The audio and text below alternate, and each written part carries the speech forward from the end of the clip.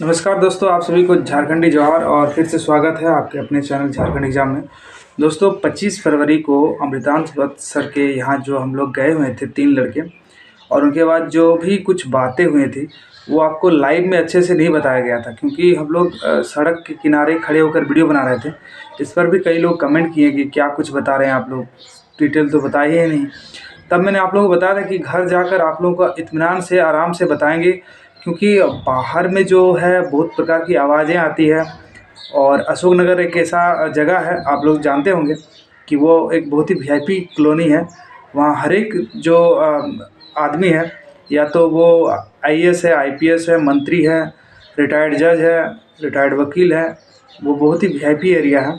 इसी वजह से वहाँ नहीं तो ज़ोर से हम लोग बातें कर सकते हैं, ना ही कुछ बता सकते हैं आप लोगों को। इसीलिए दोस्तों अब फाइनली घर आ चुके हैं और आपको अपडेट दे रहे हैं कि क्या कुछ हुआ था। बहुत ही संक्षेप में और बहुत ही कम टाइम में आपको बताएंगे। इससे पहले अगर आप चैनल पर नए हैं तो चैनल को सब्सक्राइब कीजिएगा और अपने दोस्तों को भी ज़रूर शेयर कीजिएगा जो भी 2019 में एक्साइज कांस्टेबल स्पेशल ब्रांच और कारा चालक के स्टूडेंट है और भुक्तभोगी है सरकार के इस तानाशाह नीति के वजह से, जिसकी वजह से हम लोगों का जीवन जो है एक तरह से अभी संकटमय हो चुका है। तो दोस्तों फाइनली ये हुआ कि हम लोग सर के यहाँ गए 25 फरवरी को, और जाने का कारण क्या था ये भी मैं आप लोगों को बताना चाहता हूँ, क्योंकि जो पिछला डेट था वो आपको पता है 24 जनवरी को हुआ था, और 24 जनवरी से 11 मार्च लगभग 50 दिन का गैप हो जाता है। और इन 50 दिनों में सर से सिर्फ एक दो बार कॉल के द्वारा ही बातें होती हैं, लेकिन कॉल के द्वारा और फेस टू फेस में बहुत सारे अंतर होता है। इसके बीच हम लोगों को कुछ और भी प्रूफ मिला था, चूँकि आप लोग बता देते हैं कि वकील तो आपका पैरवी करता है, लेकिन केस जो है जीतना हारना वो कैंडिडेट के ऊपर होता है। चूँकि वकील जितना मेहनत करता है उससे अधिक जो है आपको मेहनत करना पड़ेगा जो एक्टिव मेंबर है। तो हमारे यहाँ आपको पता है कि 4-5 ऐसे दोस्त हैं हम लोग जो कि दिन रात इसी के प्रति लगे हुए रहते हैं। और जाके वहाँ बातें हुई, वीडियो ज़्यादा नहीं लंबा होगा लेकिन कुछ इंपॉर्टेंट बातें, जैसे वहाँ हम रांची गए तो पता चला कि बहुत से ऐसे दोस्त रांची में ही स्थित है और उन लोगों का नंबर जो है बहुत ही अच्छा है, हम लोग उससे भी बेहतर नंबर है और डिज़र्विंग कैंडिडेट है। 100% उनका जॉब होगा अगर केस हम लोग जीत जाते हैं तो वो सभी दोस्तों को से मेरा विनम्र निवेदन है कि दोस्तों आप लोग प्लीज़ आप लोग फ्रंट में आइए और जहाँ तक हो सके सपोर्ट हम लोग का कीजिए, क्योंकि आपको पता है कि झारखंड में ये एक नीति है कि कोई वैकेंसी निकलता है, एग्ज़ाम होता है, रद्द होता है, फिर कोर्ट में केस जीतता है, फिर जाके स्टूडेंट का नौकरी लगता है। ये सभी आप लोगों को पता है, क्योंकि जो नए स्टूडेंट हैं उन लोगों को ये चीज़ पता नहीं है, लेकिन जो मैच्योर हैं और जिनका एज अधिक हो चुका है वो झारखंड की नीतियों से भली भांति अवगत होंगे आप लोग। तो दोस्तों वीडियो थोड़ा सा लंबा होगा, ज़्यादा नहीं, लेकिन आप लोगों को सारा कुछ मैं डिटेल से बताना चाहता हूँ। वहाँ गए हैं, सर से बातें हुई, सारा पॉजिटिविटी है। और सरकार जो है खुद से फंस चुकी है। मैं आपको बताना चाहता हूँ कि वो कोर्ट रूम में मेरे प्रेजेंट्स में, जिस दिन मैं कोर्ट में प्रेजेंट था उस दिन इस बात को उन लोग डिनाई कर रहे थे कि सोनी कुमारी केस से ये जो है मामला नहीं है। जब बार बार जज के द्वारा पूछा गया और हम लोग का वकील बोल रहे हैं कि नहीं है और वो लोग बोल रहा है नहीं है, तब जब बोल रहा था नहीं है तब बोला गया था कि आप जो है जवाब दीजिए कि नहीं है। तो क्योंकि अगर आप सोनी कुमारी से इसका रिलेट करके इसको अगर रद्द किए हैं तो सुप्रीम कोर्ट का जजमेंट का इन लोगों का भी लाभ मिलना चाहिए। तब ये लोग जब देने का बारी आया तो बोला कि नहीं है। लेकिन दोस्तों आपको एक मज़े की बात बताता हूँ कि 23 जनवरी 2024 को जो एक जवाब आया है जॉइंट सेक्रेटरी और जो झारखंड सरकार का जवाब है, उस जवाब में उन लोगों ने एक्सेप्ट किया है कि ये जो है सोनी कुमारी से मामला था। इस वजह से मेरा जो कानूनी विभाग जो लॉ डिपार्टमेंट होता है उन्होंने जो मुझे सजेशन दिया है उसके आधार पर मैंने इस वैकेंसी को रद्द कर दिया था। अब जो है आगे जो कोर्ट कहेगी वो उस पर हम अमल करेंगे।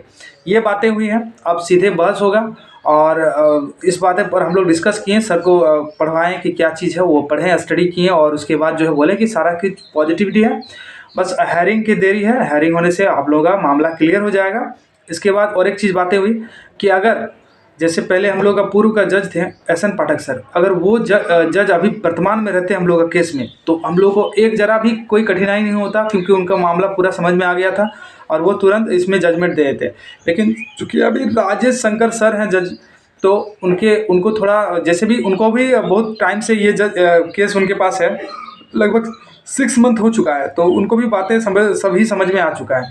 तो बोला सर कि हम लोगों को थोड़ा काम बढ़ चुका है, यानी जो वकील हैं मनोज सर और अमृतान सर, इन लोगों का थोड़ा सा वर्कलोड बढ़ चुका है। मतलब वर्कलोड नहीं, थोड़ा समझाने में उन लोगों को लगेगा, बाकी सारा चीज़ हम लोगों के फेवर में है। जितने भी आप लोग दोस्त देख रहे हैं वो इत्मीनान से समझिएगा और स्किप कीजिएगा वीडियो को, तो समझ में नहीं आएगा। बहुत ही आसान शब्दों में आपको बता रहा हूँ कि क्या है और क्या नहीं। अब ये बात समझिए कि कोई भी आपको 100% लिखित नहीं देगा, लेकिन जो जो पॉइंट्स है, जो पॉइंट्स पर वहाँ बहस होगा, जिन पॉइंट पर हम लोगों का केस मजबूत है, वो सभी चीज़ें आप लोगों को मैं बताया हूँ।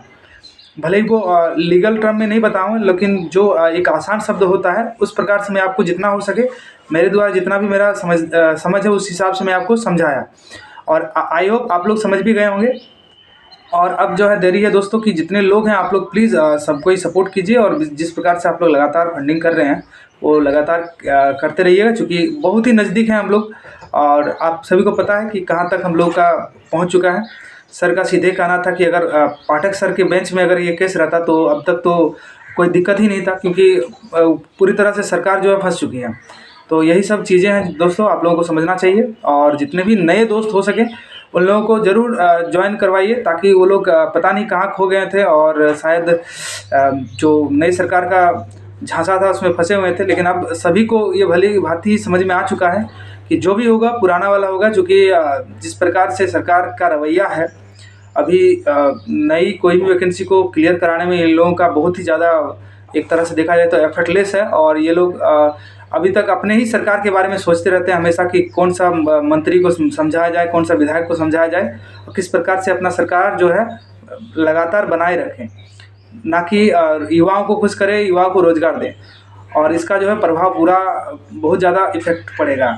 ये तो थोड़ा सा गवर्नमेंट के लेकर बात है, क्योंकि आप लोगों को पता है कि ये केस जो है पूरी तरह से गवर्नमेंट का ही, हम लोगों का एक तरह से हस्तक्षेप की वजह से यहाँ तक हम लोग इस कंडीशन में हैं और इस तरह से हम लोग जो है पहुँच चुके हैं। क्योंकि अगर इन लोग इस तरह से हम लोगों के प्रति कार्य नहीं करते तो आज हम लोग का कुछ और ही समय होता, कुछ और ही दौर होता। तो इसी के साथ दोस्तों वीडियो को नहीं लंबा करना चाहते हैं, लेकिन आप लोगों को सीधे तौर पर मैंने सभी चीज़ों को बता चुका हूं, अवगत करा चुका हूं। और कई दोस्तों का कमेंट है कि सिर्फ आप जो है इस केस पर ही फोकस कीजिए, तो भाई पूरा फोकस है, तन मन से है। आप देखिए मेरा खुद तबीयत खराब हो चुका है, और कितना कर सकते हैं, जितना हो रहा है उतना कर रहे हैं हम लोग। जितने भी 4-5 कैंडिडेट एक्टिव मेंबर है पूरी तरह से तन मन से लगे हुए हैं। आप लोगों को समझना चाहिए और इस प्रकार से कमेंट से बचना चाहिए। हाँ, इसके अलावा भी कुछ काम है उस पर हम अपना कर सकते हैं, ये मेरा व्यक्तिगत कार्य हो सकता है। इस पर आप जो है कमेंट करते हैं, ये हमें ठीक नहीं लगता है, तो इस बात को समझिए। कल ही हम शाम को पहुँचे हैं, इस बीच जो है जितना कुछ हो सका करके आए हैं। और एक चीज़ है, बहुत सारे दोस्त जो कॉल करते हैं उनको कॉल नहीं करना है भाई, क्योंकि फ्रस्ट्रेशन मुझे होता है और बहुत सारा मेरा भी कार्य है पर्सनली। तो प्लीज़ आप लोग अब कॉल करने से बचें, व्हाट्सएप में मैसेज कर सकते हैं। और एक चीज़ मैं कहना चाहता हूँ कि कई सारे दोस्त बोल रहे थे कि क्या 11 मार्च को आना कंपलसरी है, तो कंपलसरी नहीं है। ये आपका एक तरह से ऐसा रखा गया था कि क्यों ना फिर से एक बार यूनिटी दिखाया जाए। आप लोग प्रेजेंट हो सकते हैं उस दिन, और ये ऑप्शनल है, आप आ सकते हो नहीं आ सकते हो, ये आपकी इच्छा पर डिपेंड करता है। आइएगा तो भी अच्छा है, नहीं आइएगा फिर भी कोई दिक्कत नहीं है, हम लोग वहाँ संभाल लेंगे। दोस्तों इसी के साथ वीडियो को एंड करते हैं। आई होप आप लोगों को वीडियो अच्छा लगे तो थोड़ा लाइक कर दीजिएगा, और जो भी चैनल को अभी तक सब्सक्राइब नहीं किया चैनल सब्सक्राइब कर लीजिएगा। थैंक यू दोस्तों।